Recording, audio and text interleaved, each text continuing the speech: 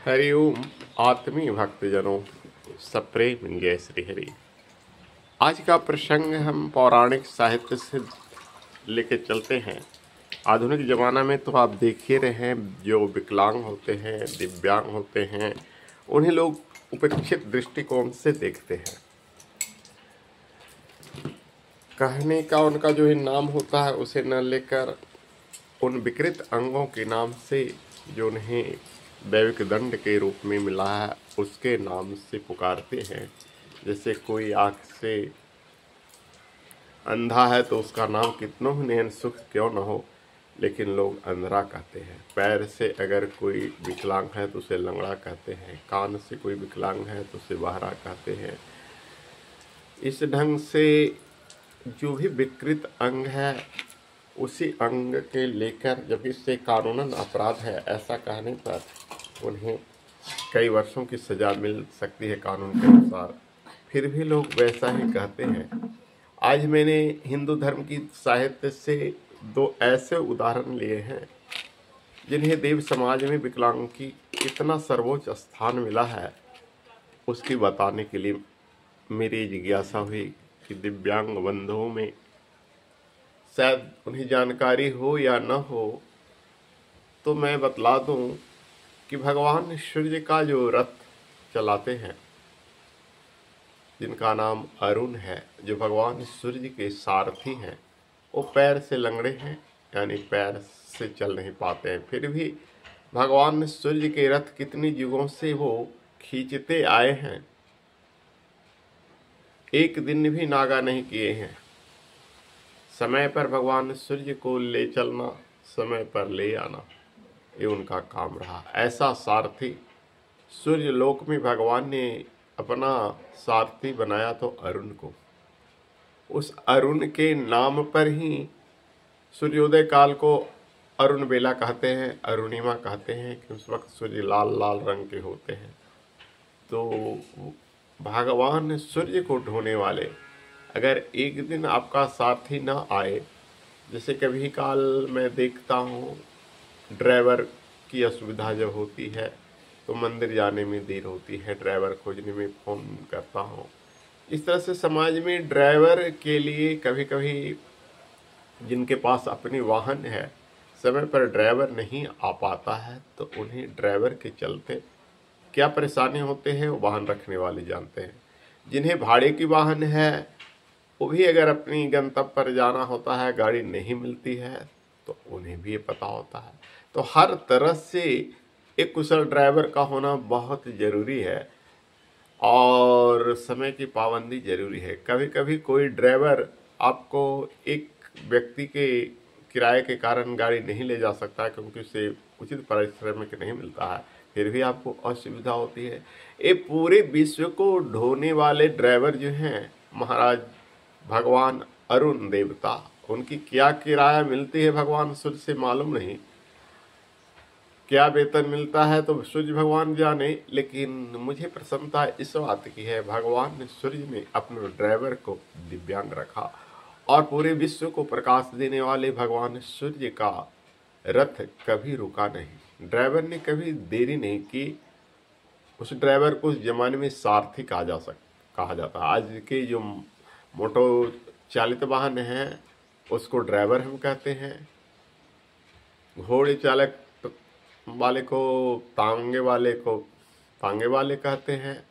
वैसे ही सब ड्राइवर ही हैं।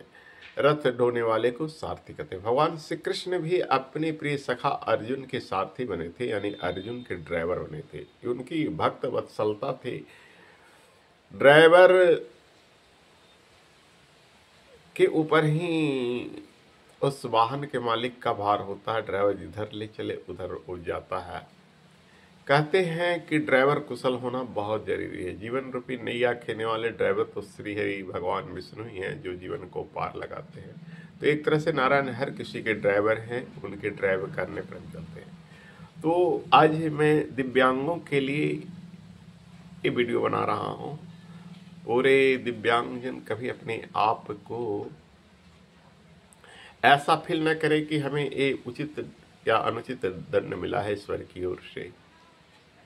क्योंकि मैं भी दिव्यांग हूँ और दिव्यांगों की हर दर्द को समझता हूँ। संत महात्मा की श्रेणी में आ गया हूँ। पुराण पूजा पाठ में मैं मस्त रहता हूँ, सिर्फ भक्ति से रिश्ता रखता हूँ। लेकिन जब कभी कोई दिव्यांग सभा को संबोधित करने होता है, हालांकि उसका कोई सदस्यता मैंने ग्रहण नहीं किया, आज उसकी भी अलग अलग इकाएँ शाखाएँ बनी हुई है, फिर भी मैं उचित सेवा देना चाहता हूँ और देने के लिए समय समय पर प्रस्तुत हो जाता हूँ।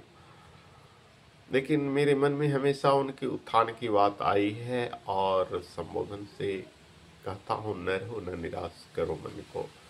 दूसरी देवता की और बात मन में आ रहा है, पादे निखंजह, संस्कृत में श्लोक होता है, पैर से लंगड़ा। वो भी जाने माने देवता हैं और महान हस्ती वाले देवता हैं। जैसे सूर्य लोक में नवग्रहों में सूर्य भी एक ग्रह आते हैं, 9 ग्रह हिंदू धर्म में आता है ना, तो सूर्य पहले नंबर पर आते हैं और 7वें नंबर पर शनिदेव आते हैं। तो 7वें नंबर पर जो शनिदेव हैं, आज उनकी भी पुजारी की संख्या कलयुग में बहुत बढ़ गई है। पहले बहुत कम लोग जानते थे, लेकिन आज शायद ही कोई लोग हैं जो शनि की पूजा नहीं करते होंगे। शनिदेव प्रचलित हो गए हैं और जिंदगी में, लाइफ में जो जन्म कुंडली जो बनवाते हैं वो जानते होंगे कि 9 ग्रह के पाला हर किसी को पड़ता है। शनि का क्रूर दृष्टि मनुष्य को परेशान करता है। शनि का शुभ दृष्टि से रंग से राजा बना देता है। शनि का शुभ दृष्टि, मैं ज्योतिष भी थोड़ा बहुत जानता हूँ इसलिए बता रहा हूँ। शनि का जब शुभ दृष्टि आप पर पड़ता है तो आप रंग से राजा हो जाओगे, और यदि क्रूर दृष्टि पड़ेगा तो राजा से रंग बनने में भी कोई देरी नहीं है। उसके साथ साथ शारीरिक रोगनता भी आएगा। तो वो शनि देव भी विकलांग है, पादे निखंजह, पैर से लंगड़ा है। फिर भी मृत्यु लोक में उनका इतना अधिकार बना हुआ है कि वो न्याय के देवता है। न्याय के सिंहासन पर सुप्रीम कोर्ट के जज जो होते हैं ना, इस भूमंडल वाले सुप्रीम कोर्ट की बात मैं नहीं कर रहा हूँ, नवमंडल वाले सुप्रीम कोर्ट, जहाँ मरने के बाद हर किसी को जाना पड़ता है। उस लोक के सुप्रीम कोर्ट के सुपर जज अगर कोई है, न्यायाधीश, तो शनि देवता है, वो भी विकलांग है। तो इस वीडियो में हम 2 ऐसे देवता का नाम का वर्णन किया है। सूर्यदेव के सारथी अरुण देव विकलांग हैं, फिर भी रथ चला रहे हैं, कुशल ड्राइवर हैं, एक दिन भी नागा नहीं किए कि जिस कारण से सूर्य भगवान को कोई कष्ट हो। और शनि देव भी विकलांग हैं, फिर भी न्याय की कुर्सी पर बैठे हुए हैं और किसी के साथ कोई प्रेम नहीं। तुम भर लोटा जल दो, पूरा तेल का दिया जला दो, क्यों नहीं, लेकिन को कर्म करोगे तो शनिदेव तुम्हें सजा देगी। ऐसे न्यायाधीश है, लाखों मन लड्डू चढ़ा दो तो लड्डू भोग थोड़े खाते हैं, उनका चढ़ा हुआ लड्डू तो तुम खुद खा लेते हो। ऐसा नहीं कि तुम शनिदेव के बहला फुसला कर अपनी मनमानी कर सकते हो। वो सजा तुम्हारे को कर्मों के देने वाले शनिदेव हैं, सुकर्मों की सजा देने वाले भी शनिदेव हैं। न्याय कुर्सी के पर बैठे हैं, फूल माला लड्डू पेड़ा तेल का तेल या सरसों का तेल कुछ भी लाखों मन चढ़ा लो, लेकिन नहीं। ऐसे आजकल के भले शायद कोई अन्य जज हो जिन्हें आप भला फुसला सकते हो, ऐसे कोई भी जज की कुर्सी पर बैठता है तो न्याय के देवता होता है, क्षुद्र ऐसराओं से मुक्त होता है और वो कर्तव्य नहीं भूलता है। लेकिन फिर भी कली का प्रभाव जहाँ पड़ता है वहाँ कुछ न कुछ लोग रिश्वतखोर भी मिलते हैं। मैं उन लोगों की अवहेलना नहीं कर रहा हूँ, क्योंकि न्याय सदा जिंदा रहा है और सदा जिंदा रहेगा। और अच्छे न्यायाधीशों की बदौलत ही भगवान श्री राम जन्मभूमि को देर से ही सही लेकिन फैसला मिला। आज हमारे श्री राम जन्मभूमि का फैसला उस उचित न्यायाधीशों की बदौलत हुआ जहां भगवान श्री राम विराजे हैं। बहुत देर कष्ट सहना पड़ा, भगवान श्री राम को तंबू में रहना पड़ा। इसलिए कष्ट हर किसी के जीवन में आता है। इसलिए विकलांग जन अपने को उपेक्षित, अपने को नाराज न करें, उदास न करें। जीवन में हर आदमी को कुछ न कुछ कष्ट आता है, उन्हें भी शारीरिक पीड़ा हुई, लेकिन विकलांग अपने को ये सोचे कि जैसे नवमंडल में भगवान सूर्य की प्रकाश देने में वे सहायक हैं, वैसे भूमंडल में भी अन्य लोगों को प्रकाश देने में सहायक हों।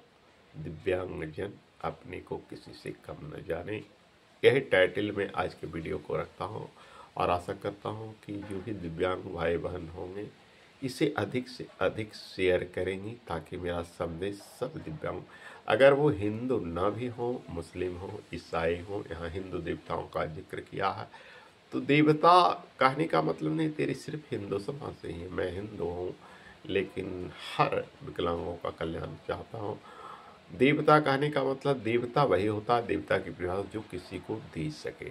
सूर्य देव लोगों को प्रकाश दे रहे हैं, शनि देव न्याय दे रहे हैं। इसी तरह से हर देवताओं की, जैसे हमारे मंत्रिमंडल में, मिनिस्ट्री में पोर्टफोलियो होता है, विभाग होता है, देवताओं के पास विभाग है, उन्हें लोगों को सहयोग करने के लिए उचित कुर्सी दी गई है। हरिओम तत्सत।